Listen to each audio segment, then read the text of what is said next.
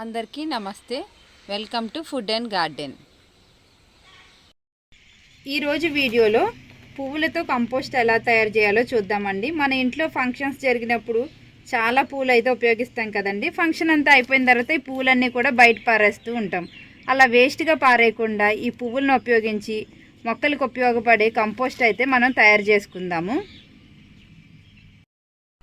మనం ఏ వెరైటీ పూలతో అయినా కంపోస్ట్ చేసుకోవచ్చండి. నా దగ్గర చామంతి పూలు ఇలాగే బంతి పూలు ఉన్నాయి. వీటితో నేను కంపోస్ట్ తయారు చేస్తాను. ముందుగా ఒక ప్లాస్టిక్ బకెట్ తీసుకుని దానికి ఇలాగా డ్రైన్ హోల్స్ అయితే చేసుకోవాలండి. మనకి ఎన్ని వీలైతే అన్ని డ్రైన్ హోల్స్ చేసుకోవాలి. దీని అడుగున మనం గార్డెన్ సాయిల్ వేయాలండి. కొంచెం ఒక లేయరు గార్డెన్ సాయిల్ వేసుకుందాము.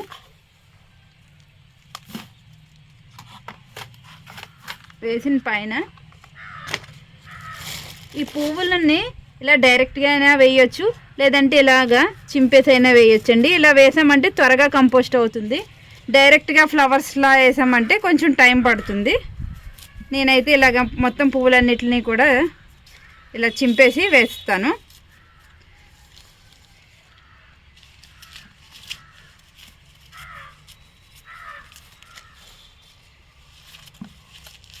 మన దగ్గర ఏ కలర్ ఫ్లవర్స్ ఉన్నా పర్వాలేదండి. మొత్తం పువ్వులన్నీ కూడా ఇలా చింపేసి వేసుకుంటే త్వరగా కంపోస్ట్ అవుతుంది.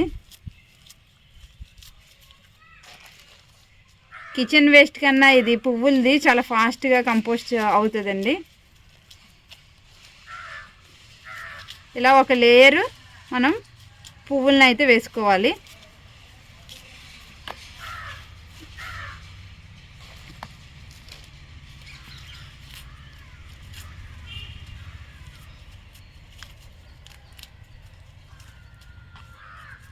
ఇలా వేసిన తర్వాత మళ్ళీ దానిపైన ఒక గుప్పెడు మట్టి వేసుకోవాలి. ఇది బెల్లం అండి. ఈ బెల్లాన్ని ఒక మగ్గులో వేసుకుని వాటర్లో డైల్యూట్ చేద్దాము. మధ్య మధ్యలో మనం ఈ బెల్లం నీళ్ళు వేయాలండి. ఇలా వేయడం వల్ల మనకి కంపోస్ట్ అనేది చాలా త్వరగా జరుగుతుంది. దీనిపైన మళ్ళీ ఈ పువ్వు రేకులను వేసుకుందాము. ఇంకో లేయర్ వేసుకుని మళ్ళీ కాస్త గార్డెన్ సాయిల్ వేద్దాం. ఒక గుప్పెడు వేస్తే సరిపోతుంది. దీనిపైన మళ్ళీ కొంచెం బెల్లం నీళ్ళు వేద్దాం.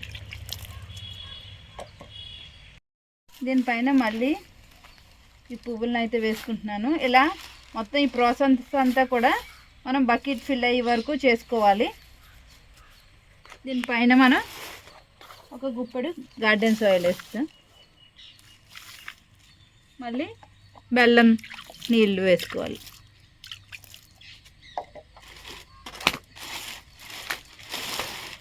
మొత్తం ఈ పువ్వులు అయ్యే వరకు కూడా ఈ ప్రాసెస్ని రిపీట్ చేసుకుంటూ ఉండాలి.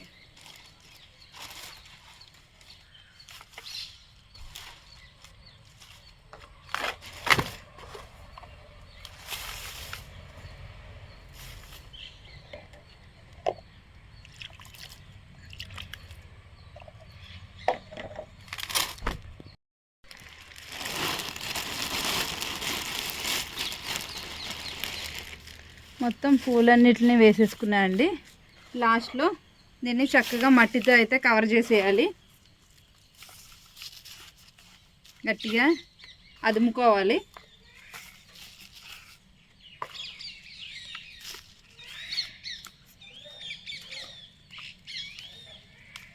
ఇలా మట్టితో ఫుల్గా కవర్ చేసేసి దీనిపైన బెల్లం వాటర్ అయితే జల్లుకోవాలి. చక్కగా జల్లేసి దీని మీద మూత పెట్టుకోవాలండి. దీన్ని అడుగును కూడా మనం ఒక బకెట్ లాంటిది పెట్టుకున్నామంటే వర్మీ వాష్ అనేది ఈ కింద బకెట్లోకి కలెక్ట్ అవుతుంది. ఇలా తయారు చేసుకున్న దాన్ని మనం నీడలో పెట్టుకోవాలండి, ఎండలో పెట్టుకోకుండా. కొన్ని డేస్కి చూసారు ఇది చాలా మట్టుకు దిగిపోయింది. ఇంకా ఫ్లవర్స్ అయితే ఇంకా అవ్వలేదండి. మనం మధ్య మధ్యలో ఇలా కలుపుతూ ఉంటే కంపోస్ట్ అనేది త్వరగా అవుతుంది.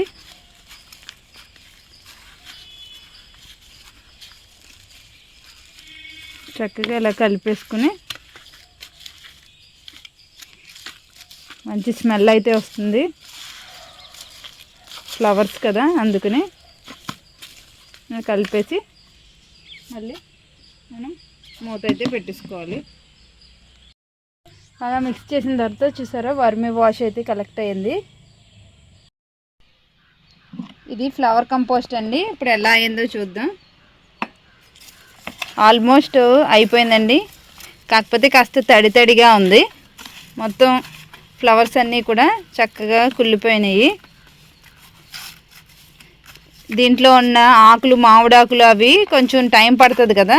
ఫ్లవర్స్ అయితే మనకి త్వరగా అయిపోతుంది కంపోస్టు, కానీ ఆకులు అయితే ఇంకాస్త అవ్వాలి. ఈ ఫ్లవర్ కంపోస్ట్ అయితే ఆల్మోస్ట్ అయిపోయిందండి. దీన్ని ఇప్పుడు ఎండలో అయితే ఎండబెట్టుకోవాలి. ఒక కవర్ మీద అయితే వేస్తున్నాను. చూసారా తడిగా ఉంది కదా, కాస్త మనం ఎండబెట్టుకుంటే సరిపోతుంది.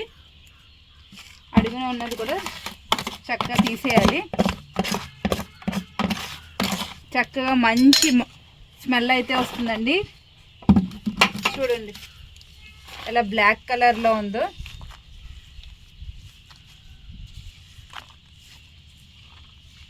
దీన్ని ఒక రోజంతా కూడా మనం ఎండబెట్టుకోవాలి.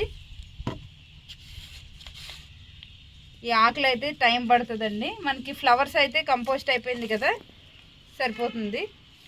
దీని అడుగుని కూడా చూసారా మనకి లిక్విడ్ అయితే ఎంత బాగా కలెక్ట్ అయిందో. ఒక రోజు ఎండిన తర్వాత ఫ్లవర్ కంపోస్ట్ అయితే ఈ విధంగా తయారైందండి. చూసారా బ్లాక్ కలర్లో ఎంత పొడి పొడిలాడుతూ వచ్చిందో. ఇప్పుడు ఇది మన మొక్కలకైతే యూస్ చేసుకోవచ్చు. మనం పండ్ల మొక్కలకు కానీ కూరగాయల మొక్కలకు కానీ యూస్ చేసుకోవచ్చు అండి. మొక్కకి ఒక గుప్పుడు చొప్పున ఇస్తే సరిపోతుంది. ఈ ఫ్లవర్ కంపోస్టు వాటర్ హోల్డ్ చేసే కెపాసిటీ చాలా ఎక్కువగా ఉంటుందండి. అలాగే మనకి కిచెన్ వేస్ట్ కంపోస్ట్ కన్నా కూడా ఈ ఫ్లవర్స్తో చేసే కంపోస్ట్ చాలా ఫాస్ట్గా కూడా జరుగుతుంది.